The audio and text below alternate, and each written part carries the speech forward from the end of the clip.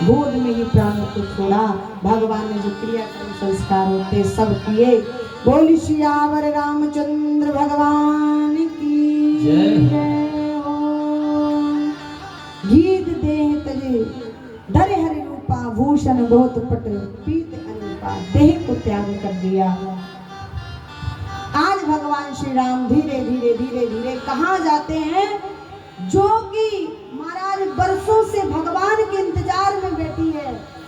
गुरुदेव कहकर गए थे एक ना एक दिन आश्रम पर राम जी। कौन थी वो? शबरी मैया। आज प्रभु जवानी से भगवान का इंतजार कर रही थी और आज बुढ़ापा आ गया पर राम अभी तक नहीं आए। आज मेरे राम जी शबरी मैया के आश्रम की ओर की चल दिए। लिखा कि ताहि देगत राम उदारा, ताहि देगत राम उदारा, सबरी के आश्रम पग धारा, ताहि देगत।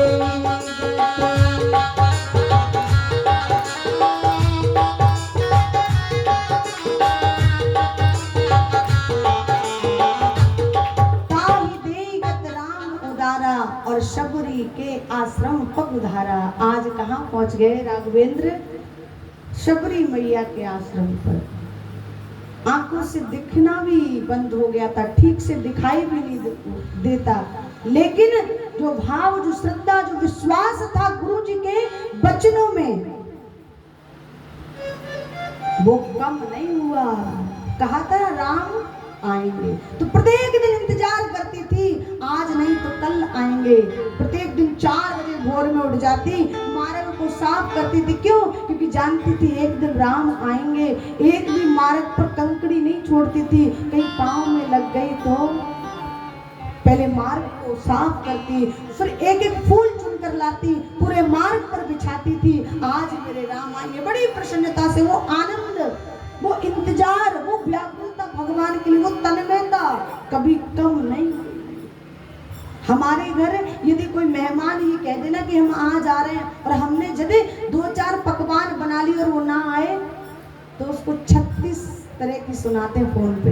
महाराज हमने पूड़ी बना ली, लड्डू बना ले, रसगुल्ले बना ली, दाल बाटी भी बनाई थी हैं और आप नहीं आए, इतना सब कहते ना।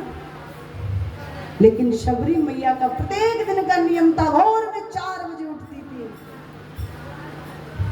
बस ये आशा थी कि भगवान आएंगे, गुरुजी कहकर गए हैं। एक बार शबरी मैया जब ये भील जाति से थी, छोटी थी, धीरे धीरे इनका भील जाति में जन्म हुआ। विवाह के जब योग हुई तो महाराज विवाह की सब तैयारी हो गई, बारात आने वाली थी। तो कहते कि गिरजा पूजन के लिए पुत्री जाती, गिरजा पूजन के लिए मैया को ले जाने के लिए बाहर किया गया। तो देखा कि जानवर बंधे हुए, बकरी भैंस सब बंधे हुए हैं, मुर्गे बकरी सब पशु बंधे हुए हैं। शबरी मैया ने पूछा ये सब क्यों बंधे हैं? सहेलियों ने कहा ये इसलिए बंधे हैं कि आज आपकी बारात आने वाली है और उन बारातियों का भोजन बनेगा। राम राम राम, इतना सुना। मेरे विभाग से मैं केवल विवाह करूंगी, उससे इतने जीवों की जान जाएगी। नहीं, मैं विवाह नहीं करूंगी।